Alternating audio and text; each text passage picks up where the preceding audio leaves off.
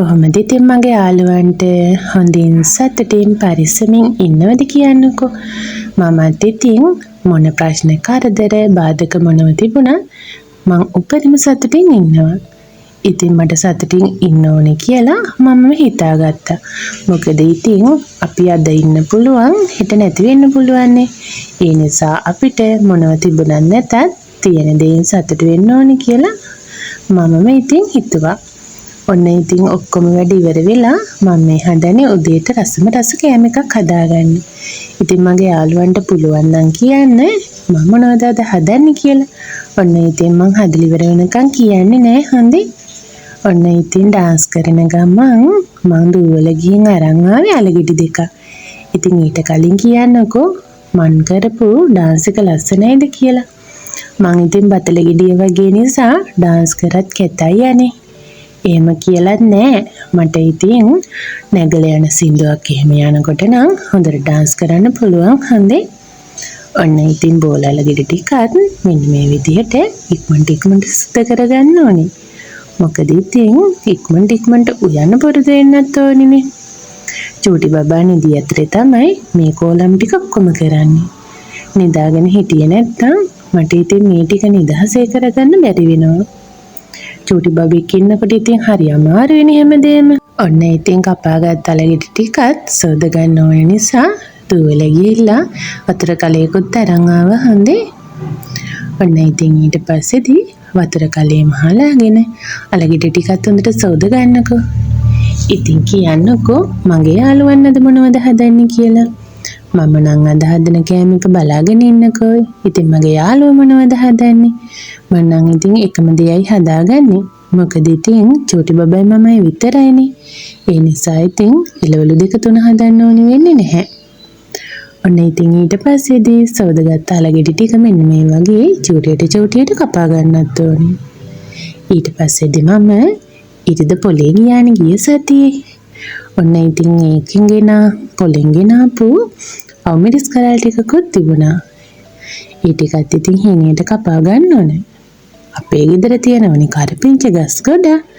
කරපිංචි 2-3කුත් කඩාගෙන ආවා. ඒ ටිකත් ඉතින් නැට්ට කපලා දාලා ඒ ටිකත් ඔක්කොම ටික හීනියට මං කපලා ගත්තා. ඉතින් මගේ යාළුවනේ මං ඇත්තටම දැන් මේ කොළඹ ඉඳලා ගමේ ආපු නිසා ගොඩක් සතුටින් ඉන්නවා. ඒ කිව්වට 100%ක්ම නෙමෙයි හන්දේ 150-50. ටිකක් සතුටින් ටිකක් දුකින්. ඔන්න ඉතින් මං තව පුංචි දෙයක් කියන්නත් හිතුවා.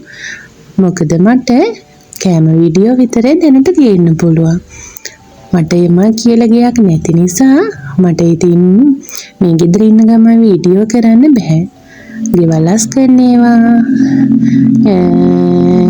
අපේ ගෙදර තියෙන කාමර මෙහෙමයි හරමයි මෙහෙමයි කියලා එහෙම කරන්න බෑ. මොකද ඉතින් මේකයි ඉතින් මට නෙවෙයිනේ. මේක වෙන කෙනෙක්ට අයිති ගයක් නිසා මට ඉතින් ඕන දේවල් කරන්න බෑ. බොහොම අමාරුවෙන් උයන වීඩියෝ විතරයි ගේන්න පුළුවන් හන්දේ. එහෙම කියලා බලන්න නැතුව ඉන්න එපා ඉතින්. මෙන්න මේ ලස්සන කටහඬින් කතා කරන මගේ මේ කුකින් වීඩියෝ ටිකත් අනිවාර්යෙන් බලන්නකෝ. අර මම කිව්වා වගේ ඔක්කොම ලට්ටපට්ට ටිකත් ඔක්කොම කපාගත්තා. කපාගෙන ඉවර වෙලා දැන් මම මේකට ඕන කරන ලට්ටපට්ට ටික දාගන්න ඕනේනේ. ඒ කියන්නේ කහ ලුණු ඒ ටික. තව දෙයක් කියන්න බැරි වුණානේ. අපේ තාත්තා කුලී වැඩකට දුර ගමකට ගියා. ඒ නිසා අපේ ගෙදර ඉන්න චූටි කුකෝ ඉන්නේ හරිම දුකින්. කෑම කන්නේත් නැහැ. කෙඳිරි ගානවා. ඊයේ ඔන්න චූටි කුකුට හොඳටම අමාරුයි කෙඳිරි ගානවා. ඇත්තටම ඉතින් මම බය වුණා ලෙඩ වෙලාද කියලා. මං ඉක්මනට බත් ටිකක් වතුර ටිකක් ළඟටම ගිහින් දුන්නා. ඒත් ඉතින් වතුර විතරයි බිව්වේ. මං හිතන්නේ අපේ තාත්තා නැති නිසා සංකාවද කොහෙද. එයාට චූටි කුකෝ කිව්ව ගම දුවගෙන තමයි එන්නේ අපේ ගාවට. ඔන්න ඉතින් ලටපට ටිකත් ඔක්කොම දාගත්තා හන්දේ. ඔන්න ඉතින් මම මේ කරන විදිහටම වැඩ ටික ඔක්කොම කරගන්නකෝ. ඉතින් මගේ යාළුවනේ කවුදාස මෙන්න මේ විදිහට හදලා කන්න. ඔන්න ඉතින් මම නැට්ට නැති වලදකොත් අරන් ආවේ ඉරිද පොලේ. ඒකත් අරගෙන ලලනා වගේ මේ ඉන්නේ බතල ගෙඩිය වගේ ඉන්න මම නේ ඉතින්. ඉතින් මගේ යාළුවනේ මගේ වීඩියෝ බලනකොට කම්මැලිද කියලා මට කියන්නකෝ. හරි වැරදිත් කියන්න. ඇත්තටම ඉතින් මම ගොඩක් උත්සාහ කරනවා මගේ වීඩියෝ චුට්ටක් ඉහළට ගන්න. ඒ වුණාට ඉතින් තාම මට එහෙම කරගන්න බෑ. මං කරන්නේ මට පුළුවන් විදිහටනේ. අහගන්න කෙනෙක් නැහැ වැරදි දෙයක්.